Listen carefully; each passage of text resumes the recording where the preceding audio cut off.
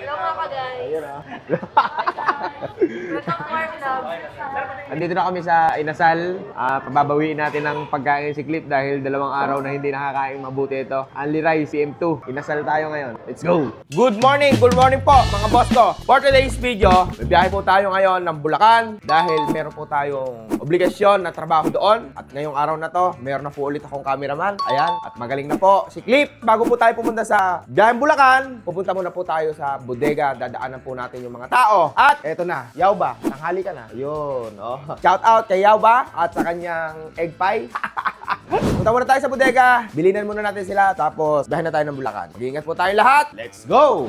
Mga boss, eto na, update. Matatapos na. Ready for ano na to, painting. Itong side na to, okay na mga boss ko. Baka meron na lang ipo-full weld. Dito sa kabila, solid mga bakal, oh. Yan. Tapos na rin pala halos. Parehas na rin may tubular. For painting na to siguro. Final na to mga boss ngayon. Tapos eto mga boss yung ating double screen. Matatapos na din. Trabaho na tayo mga boss ko. Obligadong trabaho na. Mga boss ko, eto na yung double screen na pinagagawa po natin. Ay, ipapain na lang ito mamaya. Baka hanggang ngayong maghapon na to, tapos na to, tapos makapag-i-start na tayong magsulandra doon sa lupa na binebenta natin. Dito po sa highway. Habang hindi pa po nabibili, gagamitin muna natin itong pinagawa nating double screen. At sa gusto po pumake-up ng double screen, white sand, PM lang po kayo sa akin, ha, mga boss ko. Bebiyahe na po tayo ng Bulacan. Mga boss yun, maano lang naman itong mga trabaho natin na to. Kumbaga, meron lang tayong dump truck na sinusubukan na hanap buhay. Pangalawa, yung double screen na yun, combine yan. Minsan boss ko, katulad nito, ngayon, dapat nagbibilad na kami ng palay. Kaso, hindi kami makapamili dahil sobrang taas po ng palay ngayon. Baka mamaya, bumaba. Mapag-abutan na naman po mga boss ko. Hindi naman po ganong kalaki ang puhunan. Kumbaga,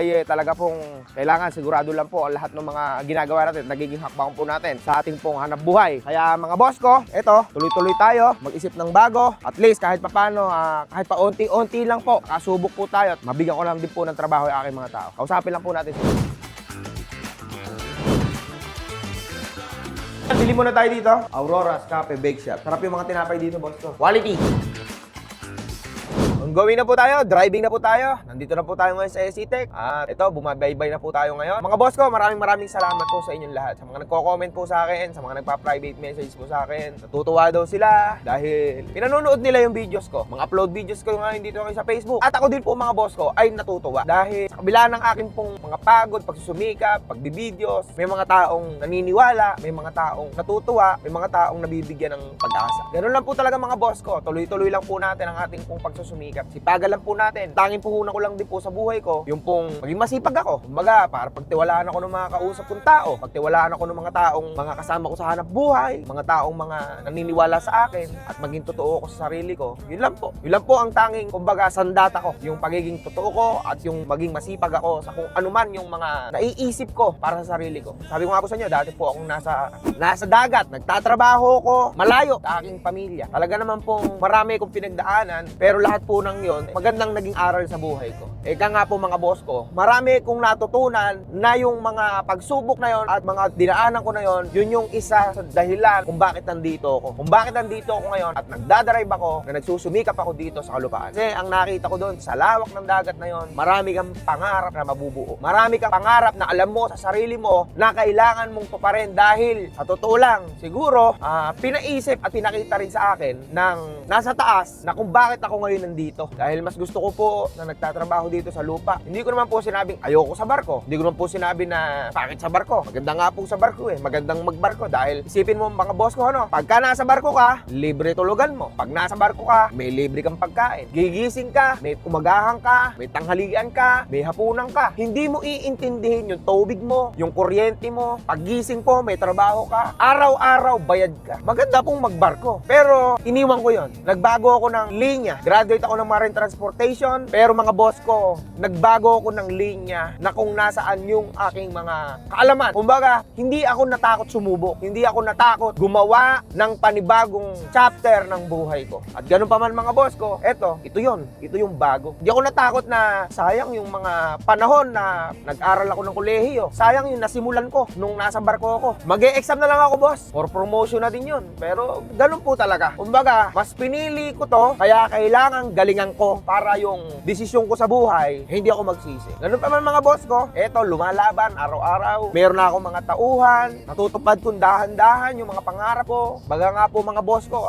maliitan pa lang, pero at least kahit papano mga boss ko, nakapagsisimula ako. Nakapagsisimula ako sa buhay ko na alam ko na sarili kong diskarte yung akin pong ginagawa ngayon. Kaya mga boss ko, tuloy nyo lang po yan. Ituloy nyo lang kung ano yung mga bagay na alam nyo sa sarili nyo na ikaaayos, kagaganda ng buhay ninyo. Tuloy lang mga boss ko. Pilitin lang nating magsumikap, di bale pong mapagod tayo, importante, lumalaban tayo. Mapapagod ka, itulog mo yan, paggising mo, laban ulit. Ilan po mga boss ko, basta tuloy-tuloy tayo sa ating hanap buhay, pangarap at pagsusumikap. Clip, ipakita mo muna yung daan at mahaba-haba na.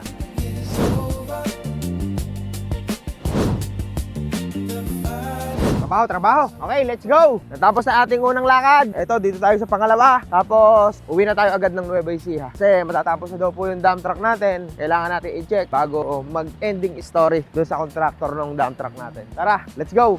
Hello mga ka-guys! Ayun Welcome to our vlog. Dito na kami sa Inasal. Pababawiin natin ng pagkain si Clip dahil 2 araw na hindi nakakain mabuti ito. Only Rice, CM2. Inasal tayo ngayon. Let's go! Bawi-bawi na si Clifford, oh. Tara!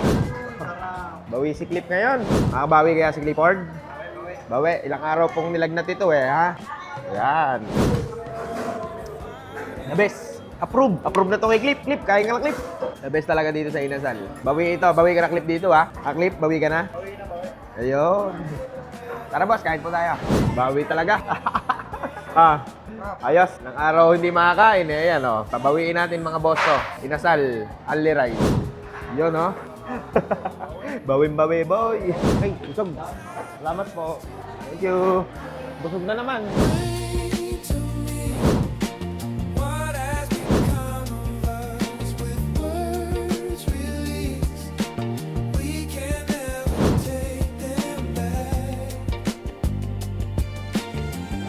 Nakauwi na po tayo. Mabilisan lang ang naging biyahe natin. After natin doon sa pinuntahan natin, diretso na tayo sa bodega. Tapos nandito tayo sa office para magtrabaho ulit. Maraming salamat po sa inyo lahat. Basta po yung sinabi ko sa inyo, tuloy lang po natin ang ating po mga pangarap at gusto nating pagtagumpayan sa buhay dahil lahat naman po yan, basta may kasamang pagsusumikap, magtatagumpay po tayo. Mag-iingat po tayo lahat. Basta po, huwag po natin kalilimutang tumawag sa taas.